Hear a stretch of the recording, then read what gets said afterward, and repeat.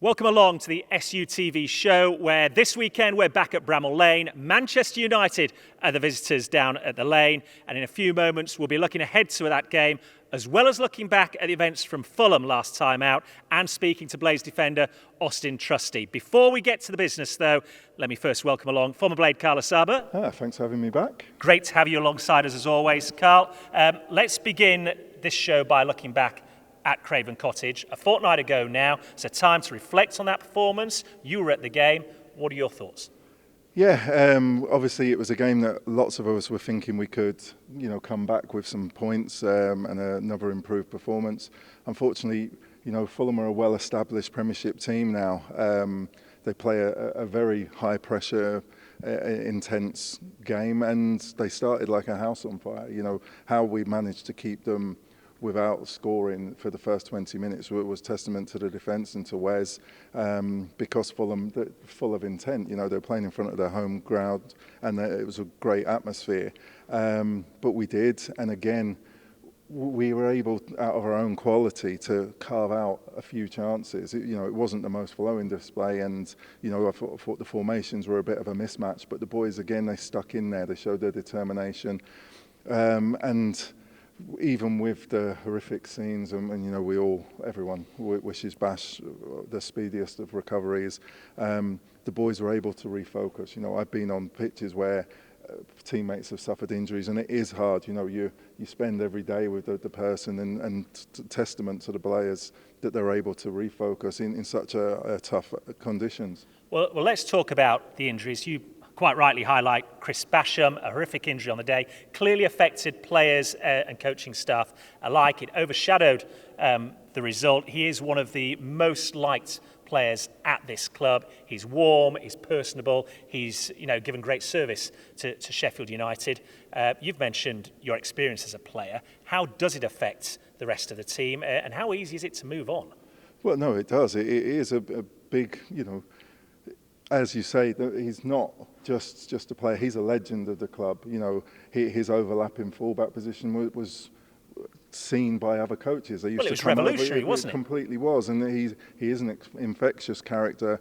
He embodies everything that Sheffield United want to, show the world. He's courageous, he's skillful, he's determined, and he works his socks off. So he is what the club stands for. So it will have taken a lot out of the boys, because they will report to him, they'll trust him, and they'll ask his opinion on stuff. And to see one of your leaders who you look up to harmed and hurt will have been hard for them. But they're a very professional bunch, and I was so impressed with how they were able to rally and get going. Yeah, and it goes without saying, if Chris is watching, I'm sure you are in the build-up to this game. Everybody here at SUTV wishes you nothing but the best and the speediest of recoveries. You mentioned Chris's teammates as well. A testament to those players on the field, the way they responded in that game, having gone a goal down, to be able to get themselves back into it. Yeah, and it was one of those, you weren't sure what way it was going to go, because Fulham did have some really good moments, and it was though we were working hard to get to the halfway line, and they were sauntering up to the edge of the box, and the defence, who've been much maligned, they're standing up to an onslaught and dealing with it so well. And the fact that the goal, they were in the ascendancy, and they were putting us under pressure, but to shoot from outside the box and from one foot onto the other foot for it to deflect, he could never do that again. So very disappointing. But the reaction, the boys again, they dug in and they tried, but it just it's a season so far of if only a little bit more. Yeah, I've been speaking to some of the players in the build-up to this coming game this week, and one thing that keeps coming up is if we just get the rub of the green, and you sense it against Fulham. That again perhaps didn't go with the Blades on the day, having got it back to 1-1. What did you make of the two goals that were then conceded late in the game? Yeah, they were disappointing, but the boys they've given everything so far. It was just inevitable. It felt like it was the goals were coming, but the character that you've seen, each match has been a setback. There's no one hiding on the pitch. You're trying to play with Vinny and Norwood in the middle, and it takes time. What's really hard is the boys are learning one another in the toughest league in the world, and it is very difficult. Yeah, and one of those players that learnt on the day was Auston Trusty, making his first start as a Blade. Let's hear from him now. Well, we have the main man in this week's show, Auston Trusty, alongside us. Auston, great to have you on SUTV. Fresh off your first Premier League start against Fulham, how was that? Yeah, it was amazing. It was a childhood dream come true. I wish we won the game, but on the grand scheme of things, I came out the game really pleased and just so excited and just so many feelings, feeling just so emotional after the game and before the game. But overall, I feel really, really good about it. Carl, you saw that performance firsthand. What did you make of Auston? Yeah, he was deep. I'm not going to say he's terrible. I stood next to him. No, he did really well. But how soon in the week did you know that you were starting? Was there a long build-up, or was it the night before? I'm sure there's a long build-up throughout the week, but I've been around this level playing with Arsenal and being around them in preseason. So I've just been looking forward to it and ready for that opportunity. I was excited for it, and obviously the emotions coming into the game, you can't help but feel them. But regardless of the fact, I've been preparing for this for countless of years, even dreaming of it and manifesting it. So it all came to fruition. How? Because obviously we thought you were going to be involved a lot sooner in the season from the start. How's it been sort of biding your time? Has it given you more time? Have you found it beneficial that you understand what's wanted from the manager and how the team play? Do you think that's helped you, that you haven't been frustrating in the first couple of games? As a player, of course, you want to come in here and start and play every single game, every single minute, every single game. I did that last year with Birmingham, so it's been weird being on the other side of things, but I think everything in a positive way. So I think it's God's way of blessing me and given me a mindset to, it brings your hunger back. Not playing for X amount of games, getting used to a new team, new environment, new facilities, everything. It brings your hunger back because you really want to get in the field and show your new teammates, this new organization, what you're about and who you're about. But that's it now. You've got the starting shirt, and now the mindset is that's got to stay my shirt for the rest of the season, hasn't it? That's how you must be feeling. Mm-hmm. For those that don't know your background, Auston, you're a Philly native, your family's there. They're pretty sports mad in Philadelphia, the city of brotherly love. What does it mean to everybody in your family to see you now getting your chance in the Premier League? It just means the world, I think a small kid from Media, PA, where football is not really a thing, soccer is not really a thing. It's kind of like no one really, not to say I believed it, but no one would have ever thought that I'd be over here living in England, living in Sheffield, playing for Sheffield in the Premier League. You would never thought. So we all just share the same emotions. It's like so happy, but all of us have been on the journey with me, and we know I'm ready for it. So that's kind of the mindset. So all the emotions come into play. And it's not just about sport either. You're an educated guy. You've got a degree in business, I believe, as well.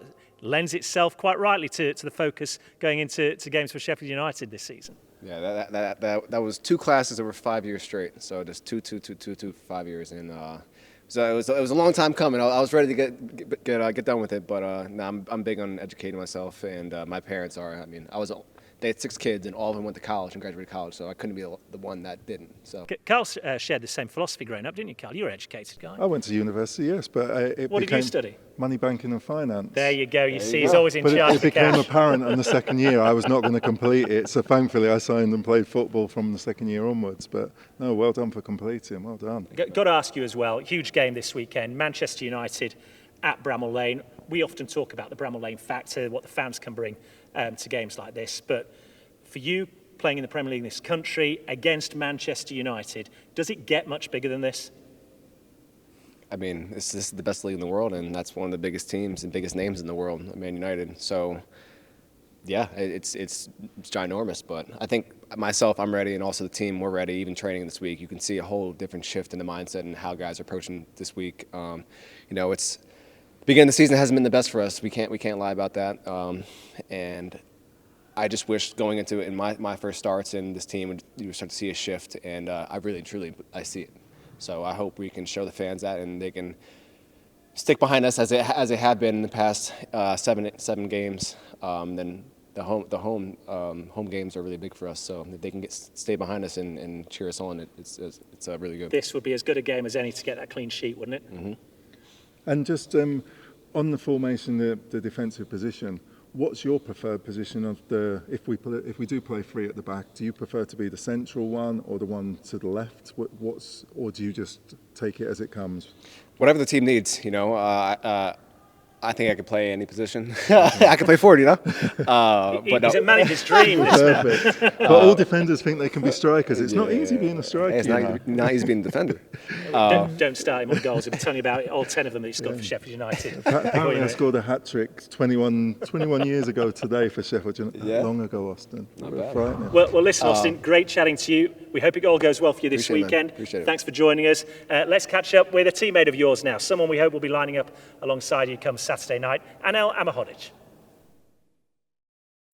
Anel, it's obviously been a tough start to the season for Sheffield United. As you reflect on the first 2 months back in the Premier League, what is your overriding thought? I feel like we deserve more points than we have to show for. We've had, I think all of the games have been close one except Newcastle, of course. That was just a bad day. But if you look at the other games, City at home we should have had a point. Everton should have had 3 points. Crystal Palace, I can't remember that far back, but yeah, I think we should have more points than we have. I think if you look at the table, you think, oh, it's a catastrophe, and it is. But I think the way we've played, I think we deserve more points, even though we haven't been at our best. From a defender's perspective, what are the different challenges you face when you play in the Premier League to last season in the Championship? Of course, compared to last season we were the top team in the Championship, and we had a lot of ball. So it was more. It didn't defend as much.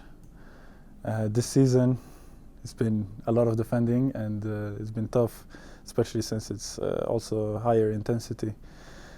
Especially when you just have to defend, so it takes a lot of energy defending. And the way we play, my role in the team, I feel like I can't use it as much this year because of us defending more.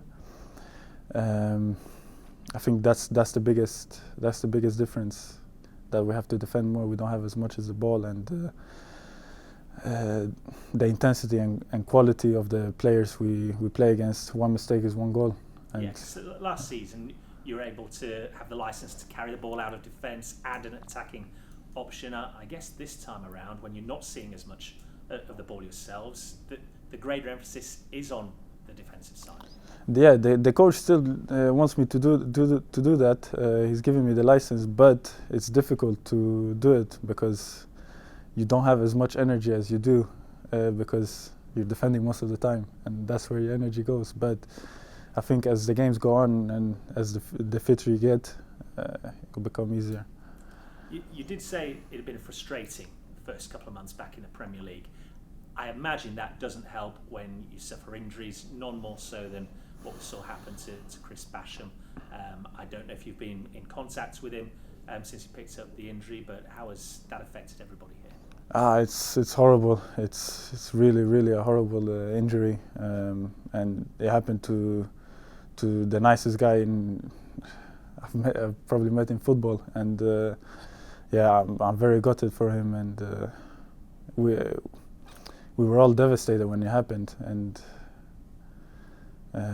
yeah, I've been in contact with him, and he's a strong guy, so I think I really hope we see him again on the pitch. All that taken into account, has the international break come at a good time for you as a group to reflect on what's happened on the pitch as well as off it? I think it gives everyone a mental break to come back hungrier, and yeah, of course, I think everyone has had to reflect of the start of the season we've had, and I think yeah, it's probably was a good time to get a little break.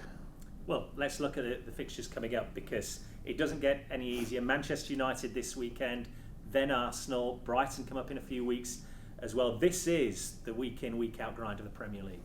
Yeah, of course, this is where you want to be. You want to compete at the top level. And when you look at Manchester United, is it something you relish when you're coming up against Marcus Rashford, Rasmus Højlund, Bruno Fernandes and all? Of course, you want to be able to say, yeah, I dealt with him, and it's a game. I think everyone looks forward to. It doesn't matter who you are. Probably one of the most known, biggest clubs in the world. Yeah, I think everyone wants to play against them and win. Good to hear from Anel Ahmedhodzic there. Obviously looking forward to this weekend's game. A big one down at Bramall Lane against Manchester United. And Carl, when you look at this run now, the next 4 games, Manchester United this weekend, then Arsenal, then Wolves, then Brighton, it really does epitomise the quality of the Premier League and the challenge ahead of Sheffield United. Yeah, well, we knew every match, there's not an easy match. Every team is just full of internationals and flair players and Premiership, know-how. This is the huge task. This is the one. Man United, everyone wants to beat Man United, play against Man United. It's huge, and the atmosphere will be electric. I wonder how great an impact are the injury issues both teams have been facing over recent weeks going to have a part to play in this game, because obviously for the Blades, you look along that entire defensive line, John Egan, Bash, Baldock, Norrington Davis, Robinson. Equally, Manchester United have had to deal with issues of late as well. Martinez probably the most significant, but Varane, Casemiro has had his problems. Do Man United deal with it better because of the resources they've got available to them, or can the Bramall Lane factor paper over the cracks? Well, no, the Bramall Lane factor is huge, and it's a major part of our hope for success this season, the atmosphere that the fans can generate following the players. But no, I don't think you can compare the 2 teams' injury situations, because the budget that Man United operate from, it's just incredible. So us losing a key player and them losing a key player, their backup player is another top international. We haven't got the depth that Man United do, but that's just the way of football. The task is massive, to try and compete in the Premiership. It's just unbelievable, and the gap over the last 5 years has widened. We've spent a significant amount of money, and we're probably not even the value of some teams' benches. And yet, there is pressure on Manchester United coming into this game, certainly mounting on their manager, Erik ten Hag. They've only won 3 of the last 8. I think they've lost 5 of those in all competitions. It is an opportunity. You talk about the Bramall Lane factor. If Sheffield United can somehow get their noses ahead early on, that pressure will ratchet up. And as a former player yourself, it does affect you on the pitch. Oh, completely. But I think the mentality, I've said it from the start, every match, and it's easier said than done, has to be played like a cup final. We've seen this Blades team, and the majority of this Blades team last season in one-offs at home to Tottenham, where the atmosphere is there and the boys are throwing everything and giving every last ounce they have with their undoubted ability as well. They get results, and I feel just if they can try and focus on one game at a time, don't be overwhelmed with what's going on in the season as a whole and looking at we're on 1 point and don't just focus on the next match and play it like a cup final, because Man United, those players are under huge pressure. They've been bought at a significant amount, they're playing for the biggest club in the world and they're underperforming. Don't let this match be the match that they rediscover their form. Try and make it as hard for them as possible. The Blades fans will be there making the atmosphere raucous. If our players can get the physical side and make it hard for Man United to impose their footballing style, and then let our ability come out as well, we've got a chance. But if you go and you play like, we've got to get through and we're going to do... No, this has got to be all or nothing. One match at a time, give everything. Absolutely. And we heard from Auston Trusty, having made his first Premier League start for the Blades earlier in the show. With all the injuries, there is an element of the next man up mentality here for Sheffield United, isn't there? For those players that are out, new players come in, they have an opportunity to make a name for themselves. Completely. The team has done so well with the team ethic and the unity in the team. But individually, you have to be selfish and think, I want to cement my place. I want to be the starting centre-half. I want to be the linchpin in the team. And Auston, he's got a massive chance now. He's had to bide his time. He's come a very big price tag. He's come with high expectations, and as I say, my former teammate was his manager at Birmingham, and he was telling me how good this boy is and how far he can go. Austin's got the chance now. You know, we're upset how it's come through injury, but he must take this on now. And if we want cause for optimism, let me take you back to the last time these two teams met at Bramall Lane. It finished 3-3. McBurney got a late equaliser. That place was bouncing come the full-time whistle. Completely, and it can. And the players, they just need something to spark for them. It has been really unfortunate, and we've been so close in so many of the games. They've got to keep believing in themselves, as I believe in them, because they're good players. They're playing in a great stadium with great fans. Just hope it ignites.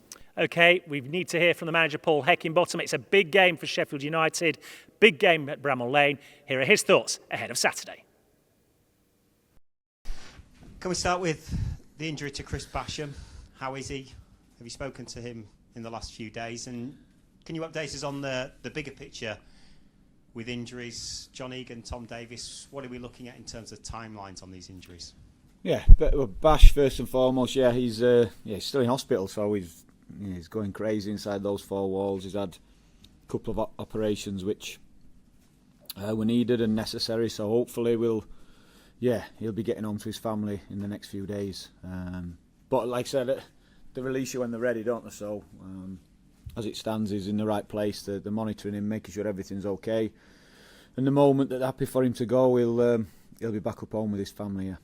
And what about the other injuries? Yeah, the others. Listen, it was a shocking week for us in terms of injuries. So the other two have had operations as well. Yeah, so they're going to be out for a long time until they're back fit. So yeah, I think you could see John's in the game. He was jumping for a header. Tom's was, we've got him to a point where he was ready to go, and literally the last kick of a ball in training, he's caught the floor and he's hurt his thigh. So a bad week for us in terms of injuries. And next up, Manchester United. Does a win against United on Saturday night have a transformative effect on your season?